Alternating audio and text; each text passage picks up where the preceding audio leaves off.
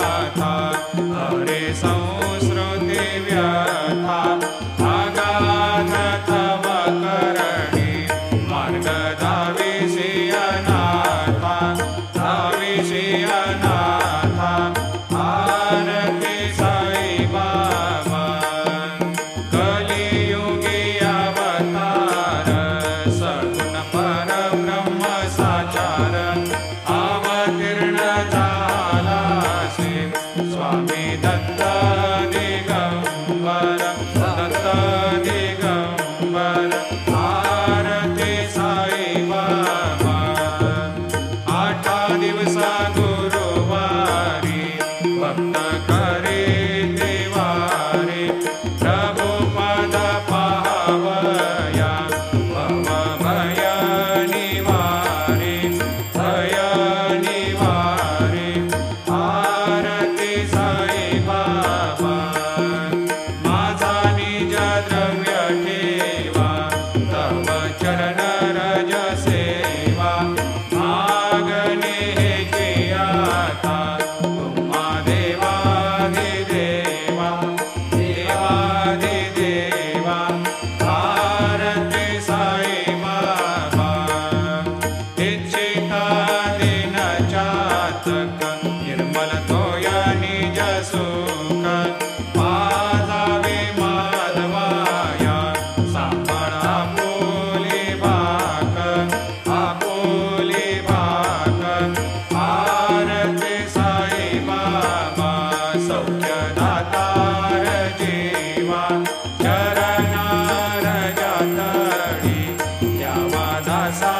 विसावा भक्ता विसावा आरती साई बाबा शिर्डी माझी पंढरपूर साई बाबा रमावर बाबा रमावर साई बाबा रमावर शुद्ध भक्ती चंद्रभागा भाव पुंडलिक जागा पुंडलिक जागा भाव पुंडलिक जागा याहो याहो अवघे जन करो बाबा शिवंदन साईंशी वंदन करो बाबा शिवंदन गणू म्हणे बाबा साई धाव पाव माझे आई पाव माझे आई धाव पाव माझे आई झाली लोकांगण बंदीन चरण डोळ्याला पाहिन रूप तुझे प्रेमी अलंकेन आनंदी पूजिन भावे वाजिन म्हणे नमः त्वमेव माता पिता त्वमेव त्वमेव बंधु सखा त्वमेव त्वमेव विद्या द्रविणं त्वमेव त्वमेव सर्वं मम देवदेव कायेन वाचा मनसेन्द्रियैर्वा बुद्ध्यात्मना वा प्रकृतिस्वभावात् करोमि यद्यत् सकलं परस्मै नारायणायति समर्पयामि अच्युतं केशवं रामनारायणं कृष्णदामोदरं वासुदेवं हरिं केदारं माधवं गोपिकावल्लभं जानकीनायकं रामचन्द्रं भजे हरे राम राम राम हरे हरे हरे कृष्ण कृष्ण कृष्ण हरे हरे श्री गुरुदेव दत्त अनंता तुला ते कसे रे स्तवावे अनंता तुला ते कसे रे नमावे अनंता मुखाचा शिने शेष गाता नमस्कार साष्टांग श्री साईनाथा स्मरावे मनी त्वत्पदा नित्य भावे पुरावे तरे भक्तीसाठी स्वभावे तरावे जगातारुणी मायताता नमस्कार श्री साईनाथा वसे जो सदा दावया संत लीला इसे अज्ञ लोकान परे जो जनाला परे अंतरे ज्ञान कैवल्य दाता नमस्कार साष्टांग श्री साईनाथा वराला धला जन्म हा मानवाचा नरासार्थका साधनीभूत साचा धरो साई प्रेमा गळाया अहंता नमस्कार साष्टांग श्री साईनाथ धरावे करे सान अल्पज्ञ बाला करावे अमाधन्य चुंबो निगाला मुखे गाल प्रेमे कराग्रास आता नमस्कार श्री साईनाथ सुराधिक ज्यांच्या पदा वंदिता ते शुकाधिक ज्यांते समानत्व देते प्रयागादि तीर्थे पदे नम्र होता नमस्कार साष्टांग श्री साईनाथ तुझ्या ज्या पदा पाहता गोप बाले सदा रंगलेचे स्वरूपे मिळाले करी रास क्रीडा सवे कृष्णनाथ नमस्कार साष्टांग श्री साईनाथ तुला मागतो मागणे एक द्यावे करा जोडितो दीन अत्यंत भावे भवे मोहनी राज हातारे आता नमस्कार श्री साईनाथ ऐसा येई बा साई दिगंबरा अक्षय रूपावतारा सर्व हे व्यापक तू श्रुतिसारा अनुसया त्रिकुमारा बाबा येई बा काशी स्नान जप प्रतिदिवशी कोल्हापुर भिक्षेशी निर्मल नदी तुंगा जलप्राशी निद्रा माहुर देशे ऐसा येई बा झोळे लोमतसे वाम करे त्रिशूल डमरो धारे भक्ता वरद सदा सुखकारे देशिल मुक्तिचारे ऐसा येई बा पायी पादुका जपमाला कमंडलो मृगछाला धारण कर सेवा नागजटा मुकुट शोभतो माथा ऐसा येई बा तत्पर तुझाया जे ध्याने अक्षय त्यांचे सदने लक्ष्मी वास करे दिन रजने रक्षसे संकट वारुणी ऐसा येई बा या परिध्यान तुझे गुरुराया दृश्य करे नयनाया पूर्णानंद सुखे एकाया लाविषि हरि गुण गाया ऐसा येई बा साई दिगंबरा अक्षय रूपावतारा सर्व हि व्यापक तू श्रुतिसारा अनुसया त्रिकुमारा बाबा येई बा सदा सस्वरूपं चिदानन्दकन्दं जगत्सम्भवस्थान संहार हेतुं स्वभक्तेच्छया मानुषं दर्शयन्तं नमामीश्वरं सद्गुरुं साईनाथं भवद्वांतविध्वंसमार्तण्डमीड्यं मनोवागतीतं मुनिर्ध्यानगम्यं जगद्व्यापकं निर्मलं निर्गुणत्वां नमामीश्वरं सद्गुरुं साईनाथं भवाम्भोधिमग्नार्दितानां जनानां स्वपादाश्रितानां स्वभक्ते प्रियाणां समुद्धारणार्थं कलौ सम्भवन्तं नमामीश्वरं सद्गुरुं साईनाथं सदा निम्बवृक्षस्य मूलाधिवासात् सुधास्राविणं तीक्तमप्यप्रियन्तं तरुं कल्पवृक्षाधिकं साधयन्तं नमामीश्वरं सद्गुरुं साईनाथं सदा कल्पवृक्षस्य तस्याधिमूले भवद्भावबुद्ध्या सपर्यादिसेवा नृणां कुर्वतां भोक्तिमुक्ते प्रदन्तं नमामीश्वरं सद्गुरुं साईनाथम् अनेकाश्रुता तर्क्यलीलाविलासै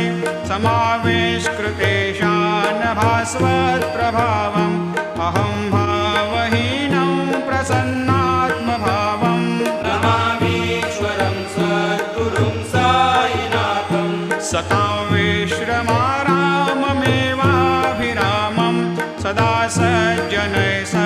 स्तुतं सन्नमद्भि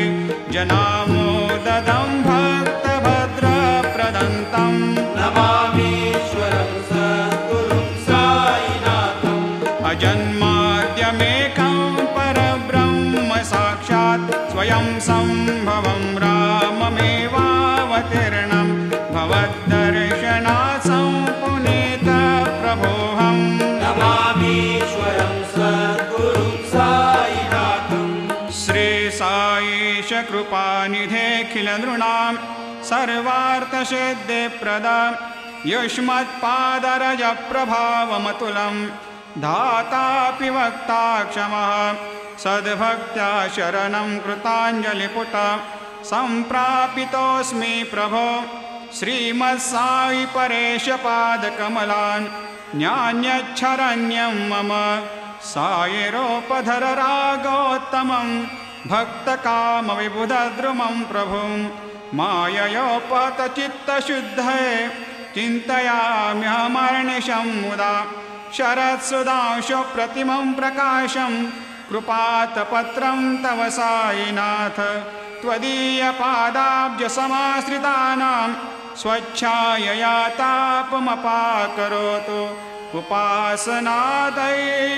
साईनाथ स्तवैर्मयोपासनिना स्तुतस्त्वं रमेन्मनोन्मे तव पादयुग्मे भृङ्गो यथाब्जे मकरन्दलुब्धा अनेकजन्मार्जितपापसंशयो भवेद्भवत्पादसरोजदर्शनात् क्षमस्व सर्वान्धपरान्धपुञ्जकान् प्रसेद साये सद्गुरोदयानिधे श्री साईनाथ चरणामृतपोतचित्तास् तत्पादसेवनरतः सततं च भक्त्या संसारजन्यदुनितोर्धवनिर्गतास्ते कैवल्यधाम परमं समवाप्नुवन्ते स्तोत्रमेतत्पठेद्भक्त्या यो नरस्तन्मना सदा सद्गुरो साईनाथस्य कृपापात्रं भवेद्ध्रुवम् रुसो मम प्रियाम्बिका मजवरी पिता हि रुसो रुसो मम प्रियाङ्गना प्रियसुतात्मजा हि रुसो रुसो भगिनी बन्धु हि श्वशुरसासुबाई रुसो न दत्त गुरु साई मा मजवरी कधी रुसो पुसो न सुनबाई त्या मजन भ्रातृजाया पुसो पुसो न प्रिय सोयरे प्रिय सगे न ज्ञाते पुसो पुसो सुरदना सखा स्वजननाप्त बन्धु पुसो हरि न गुरु साई मा मजवरी कधी रुसो पुसो न बला मूले तरुण रुद्धहीना पुसो पुसो न गुरु धाकुटे मजन थोरसाने पुसो पुसो न च भले बुरे सुजन साधुहीना पुसो हरि न गुरु साई मा मजवरी कधी रुसो चतुरतत्त्ववेद विबुध प्राज्ञ ज्ञानी रुसो रुसो हि विदुषे श्रिया कुशल पंडिता हि रुसो रुसो महीपते यते भजकतापसे रुसो न दत्त गुरु साई मा मजवरी कधी रुसो रुसो कवि ऋषि मुनि अनघ सिद्ध योगी रुसो रुसो हि गृह देवता निकुल ग्राम देवी रुसो रुसो खलपि पिशाच हे मलिन डाकिनी रुसो न दत्त गुरु साई मजवरी कधी रुसो रुसो मृग खग कृमि अखिल जीव जंतु रुसो रुसो विटप प्रस्तरा अचल आपगाब्दे रुसो रुसो खपवनाग्निवार अवनि पंचतत्वे रुसो न दत्त गुरु साई मजवरी कधी रुसो रुसो विमल किन्नरा अमल यक्षिणी रुसो रुसो शशि खगादे गगनि तारका रुसो रुसो अमर राज हे अदय धर्म राजा रुसो न दत्त गुरु साई मजवरी कधी रुसो रुसो मन सरस्वती चपल चित्तते रुसो रुसो वपुदिशा किला कठिन काल तो हे रुसो रुसो सकल विश्व हे मयि तु ब्रह्म गोलं रुसो न दत्त गुरु साई मजवरी कधी रुसो विमूढ मनुनी हसो मजन मत्सरा हे डसो पदाभिरुचि उल्लसो जनन कर्दमीनापसो न दुर्गधृतिचा धसो अशिव भाव मागे कसो प्रपंची मन हे रुसो दृढ विरक्ति चित्ते ठसो कुणाची घृणा नसो न च स्पृहा कशाची असो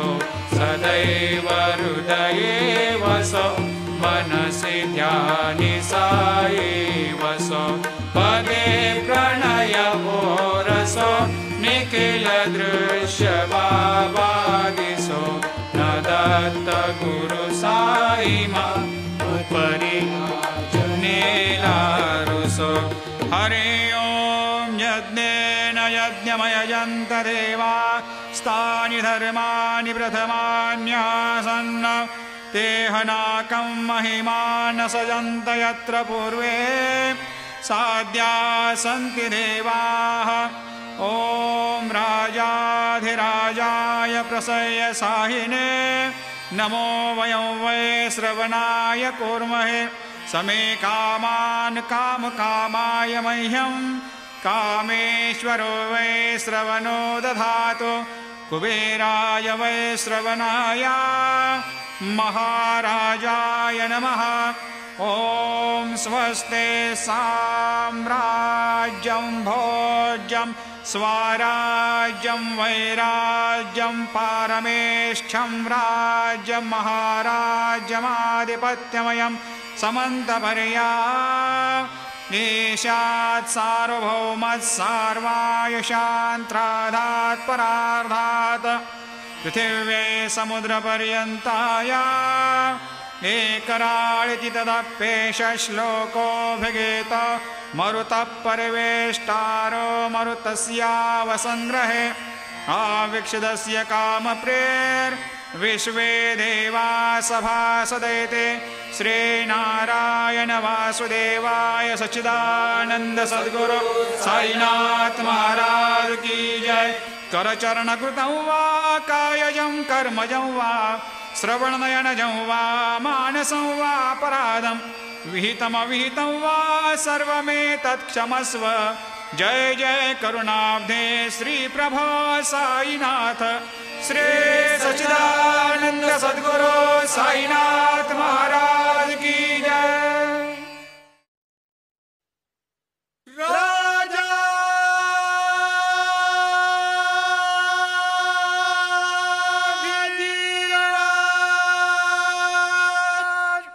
योगी